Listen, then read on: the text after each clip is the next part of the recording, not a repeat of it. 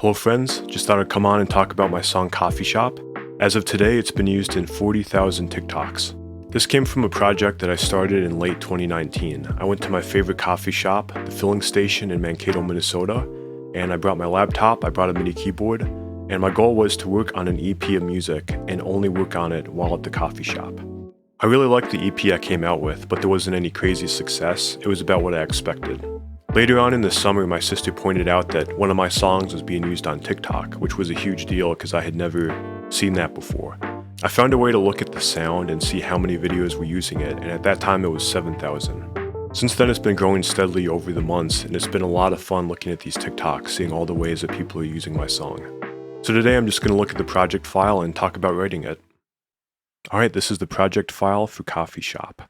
And there are some missing plugins, but nothing too crazy, just some subtle processing stuff that won't be on here.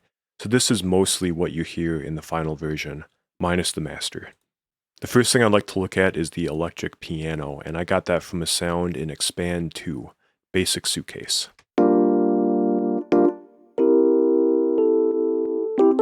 I got this plugin for free when I bought my first mini keyboard, which was the Alesis V Mini.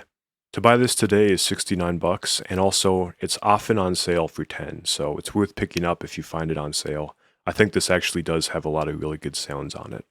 And for the chords, I'm just doing a very basic thing in jazz, which is to play a 2-5-1 progression, and then I just have extensions on top of that.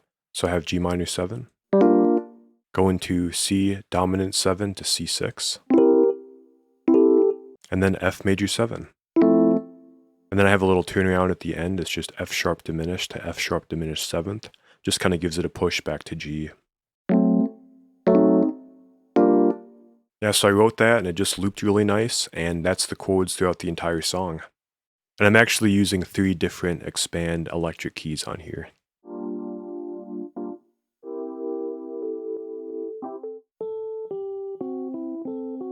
And the clav is also from expand.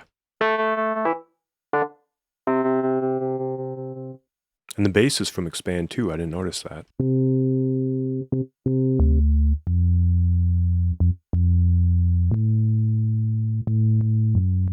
And these drums are mostly from the Bedroom Beats sample pack from Splice.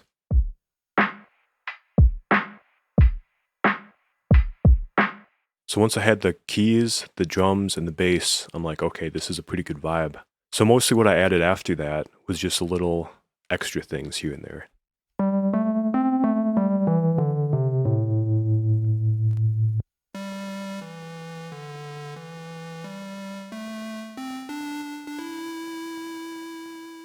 And these two sounds are from an 80s VHS instrument rack. So this guy recorded a bunch of classic analog synths and just ran them through VHS. And they're pretty cool. They already have that kind of sort of lo-fi sound. Then I just got a few layers of pads. V station, expand 2, V station.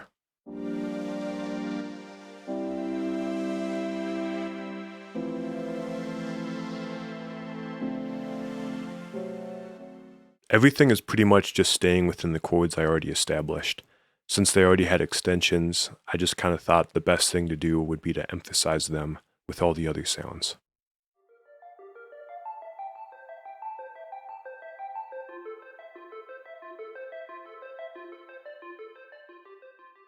And that one's super background. Mostly what I wanted to do is just maintain the vibe from the keys, the drums, and the bass, and just complement that throughout. Just keep it interesting, have new things happening, but mostly just keep that groove. This is a talking sample from a podcast. San Holo was on the Cymatics podcast, and I thought it really fit the song.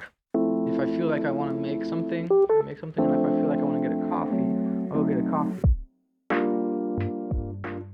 And basically I just didn't include that because I really liked the song and I didn't want to risk anything. I just wanted the song to be able to go out and do what it's going to do.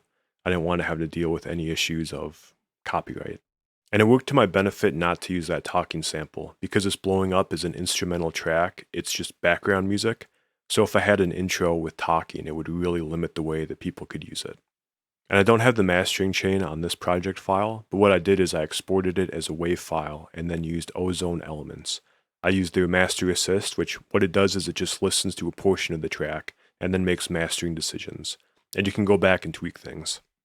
I always loved this song. It was my first time making something that really sounded like lo-fi.